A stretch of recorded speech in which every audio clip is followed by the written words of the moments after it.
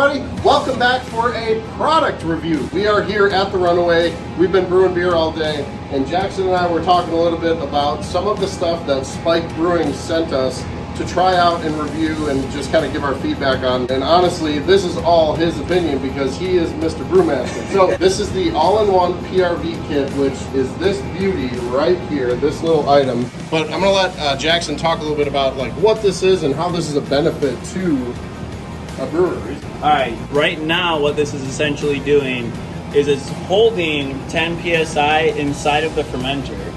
Anything above that is going to be released out here into this. There's actually a star sand solution in here, so nothing's getting into the beer. This is just allowing the gas to come out and everything else to stay out of the beer. And it allows you to be able to carbonate the beer while it's fermenting. So most times when you need to carbonate your beer, it's through forced carbonization, and you'll send that through a carb stone of some sort. You have to do that after the beer is fermenting, after it's done conditioning, and usually in a keg or a serving vessel.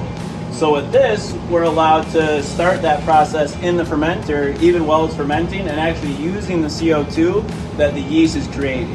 So this isn't CO2 that we bought, this is free CO2 to us. And now we have an ability to actually capture it and use it in the process and allow it to start absorb the CO2. It's been fermenting for probably 36 hours.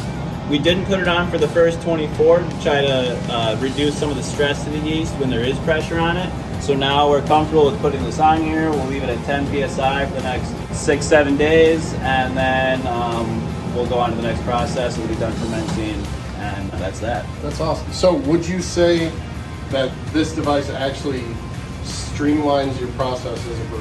Yeah, definitely. So like normally after this is done fermenting and conditioning, we put it into the cooler and we would have to put it on carb, which is kind of like how we call it, and that's just forced carbing it, put it at like 15-18 psi, and it would just have to sit there for 24-48 hours, and that's actually CO2 that we have to buy. Okay. Like this is free CO2, right. Otherwise this is just wasted, you know? It'll just go off. Like over here, we have a beer fermenting, and it's just coming up and over and just right out the other side. So this is all like wasted right now, where this is actually being captured. That's awesome. Very cool. Well, thank you for the breakdown on that. That's like a heck of an education. Spike, thank you very much for sending this. Keep making fantastic equipment, because if you take a look around, this is a very we got a couple Spike-centric brewery. So, all right, everybody. Well, thank you very much for watching, and we will see you later.